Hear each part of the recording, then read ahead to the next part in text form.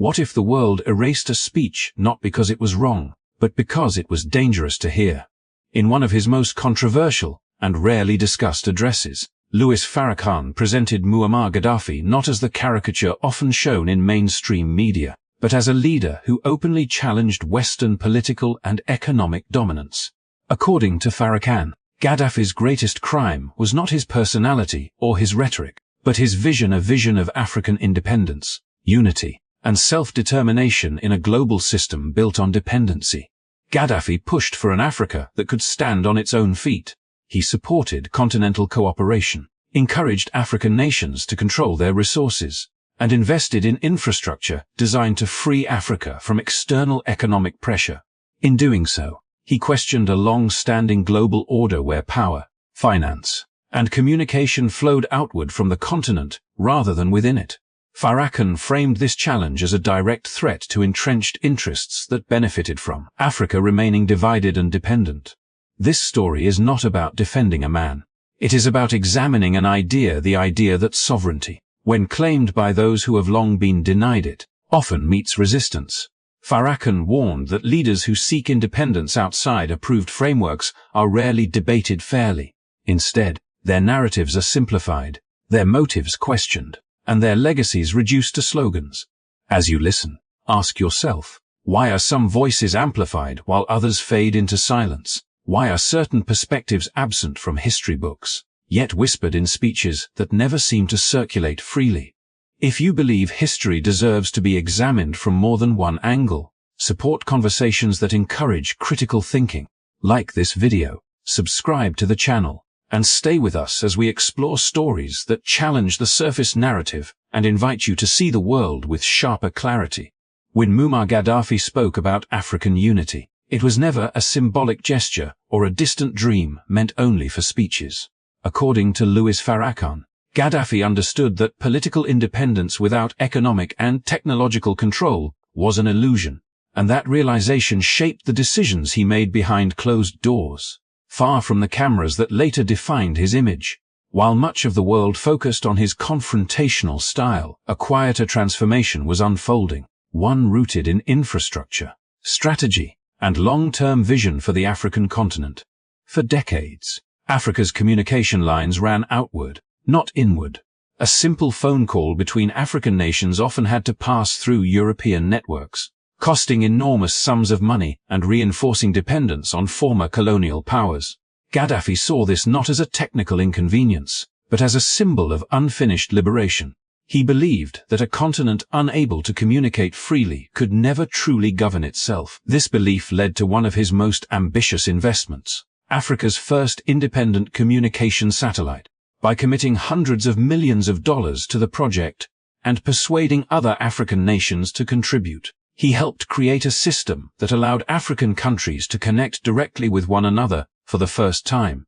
In Farrakhan's telling, this single achievement quietly shifted the balance of power, cutting financial ties that had drained African wealth for generations and replacing them with a sense of shared ownership and possibility.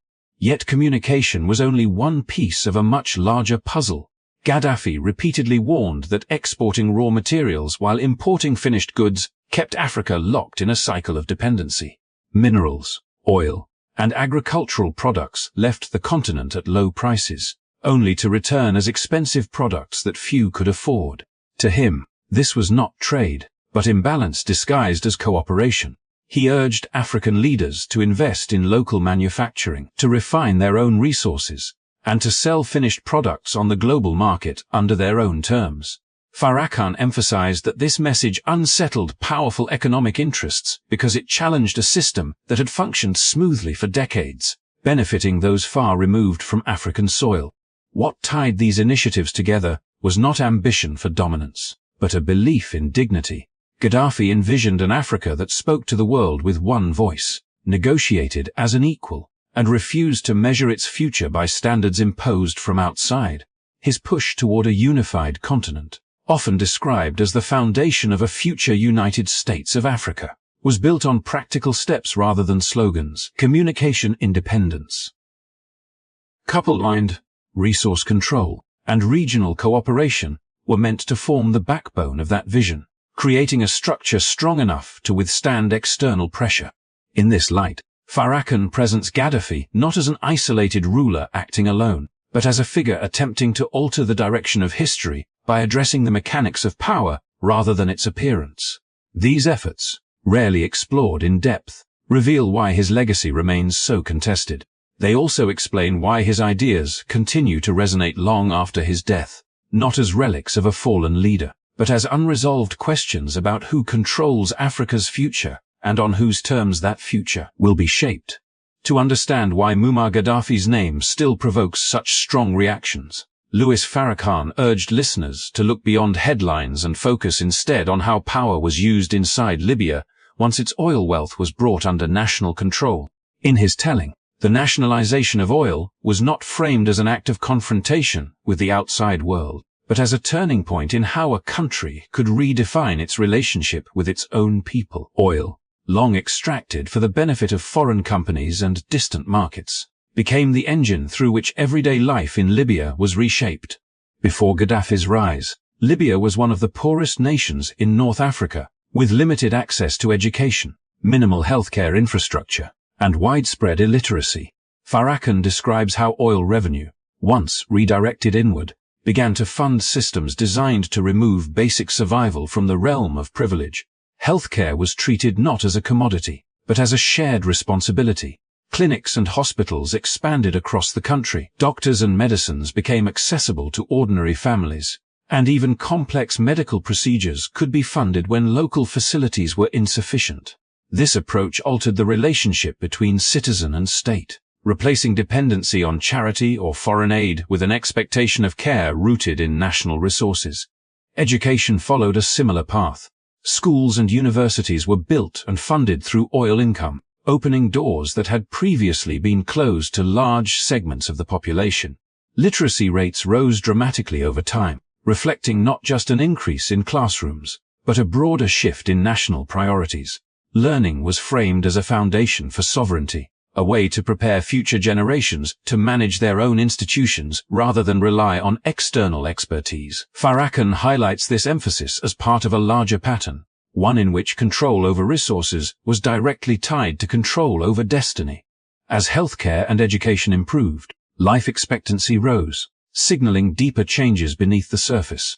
Longer lives were not presented merely as a statistic, but as evidence of stability, nutrition, and access to services that had once been scarce. Infrastructure projects supported these gains, extending electricity, water, and housing to communities that had lived for decades without them. In this context, oil wealth functioned less as a symbol of excess and more as a tool for national development, reshaping daily life in ways that were visible and measurable. Farrakhan connects these domestic achievements to Gaddafi's broader philosophy, suggesting that they were inseparable from his stance on independence. A population that is educated, healthy, and materially secure is harder to control from the outside. By investing oil revenue directly into social development, Libya reduced its reliance on international lenders and external institutions, reinforcing a model of governance that prioritized internal strength over external approval.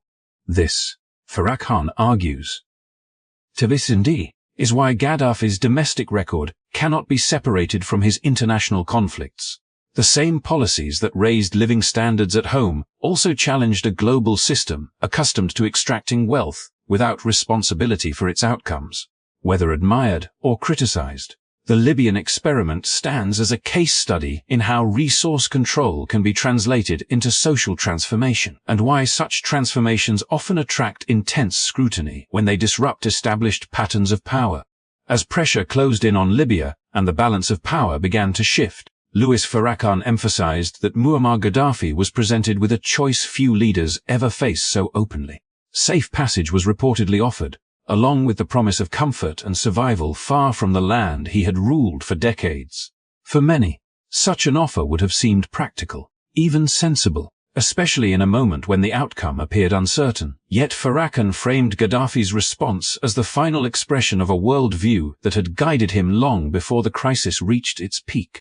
To leave Libya, in Gaddafi's eyes, would have meant more than personal survival. It would have symbolized the abandonment of a principle that had defined both his domestic policies and his pan-African ambitions. He had spoken often about sovereignty as something inseparable from sacrifice, insisting that leadership demanded presence, especially in moments of danger. By choosing to remain, he aligned his fate with that of the nation itself, reinforcing the idea that a leader's legitimacy is tested not in times of comfort, but in moments of collapse. Farrakhan connects this decision directly to Gaddafi's long-standing resistance to foreign intervention. Having spent years urging African nations to control their resources, communicate independently, knuckle-minded, and stand together against external pressure, fleeing at the moment of confrontation would have contradicted the very message he promoted. Staying in Libya allowed him to frame the unfolding conflict not as a personal struggle for power, but as a confrontation between independence and imposed control. In this narrative, exile would have been interpreted as surrender, while remaining became an act of defiance. Gaddafi's final words, often cited by Farrakhan, reflect this perspective with striking clarity. He described honor as something rooted in loyalty to land, people, and history, rather than in personal safety. The language he used drew heavily on cultural and spiritual identity, portraying death in one's homeland as preferable to life sustained through compromise. This framing transformed his end from a political defeat into a symbolic statement, one meant to resonate beyond the immediate conflict. The power of this choice lies not in whether one agrees with Gaddafi's leadership, but in how the decision echoed the themes already woven into his story. The same man who had redirected oil wealth towards social development and challenged global economic structures chose to face the consequences of those challenges without retreat. Farrakhan suggests that this consistency is what unsettled observers, because it disrupted a familiar pattern in which leaders negotiate survival by distancing themselves from the outcomes of their policies. By remaining in Libya, Gaddafi ensured that his legacy would be debated not only through the lens of governance, but through questions of loyalty, responsibility, savior, and resistance. His death, framed as an act of honor rather than escape, became part of a broader narrative about the cost of defying powerful interests. In Farrakhan's telling, it serves as a reminder that history often remembers not just what leaders built, but how they chose to stand when the structures around them began to fall.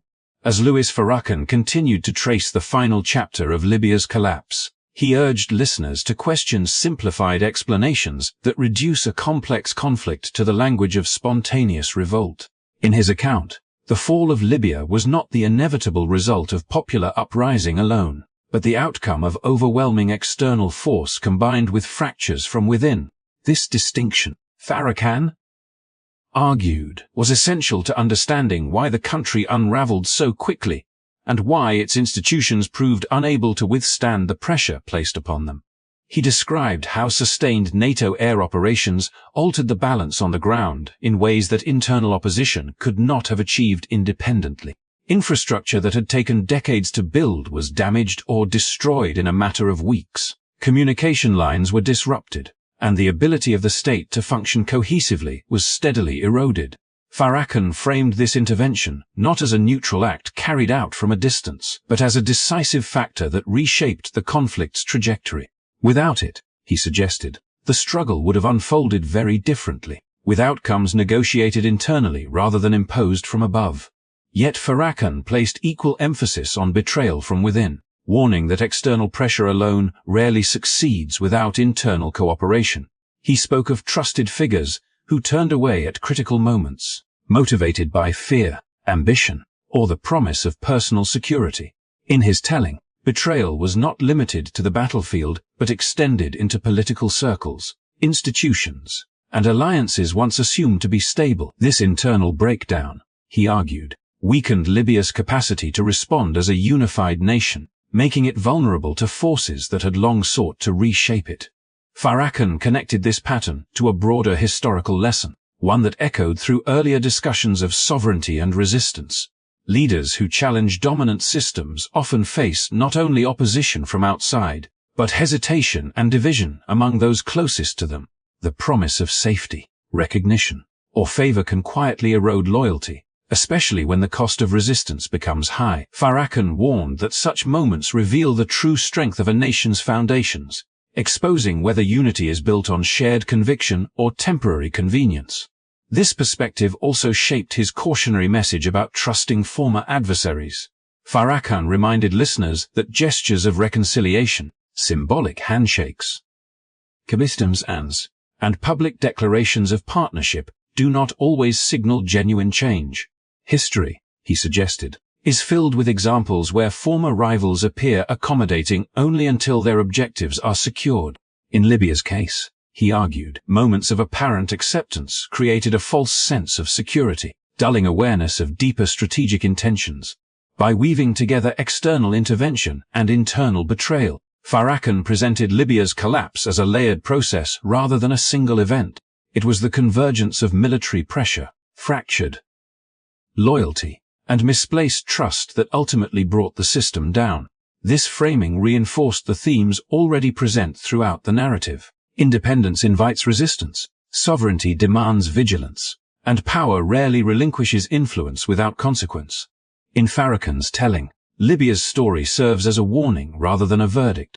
It cautions nations and movements alike to examine not only who stands against them, but who stands beside them, and to recognize that the most decisive moments in history are often shaped where external force meets internal doubt. As the speech draws to a close, Farrakhan turns his attention to what he considers the most powerful force shaping public understanding of Libya's fall: the Western media.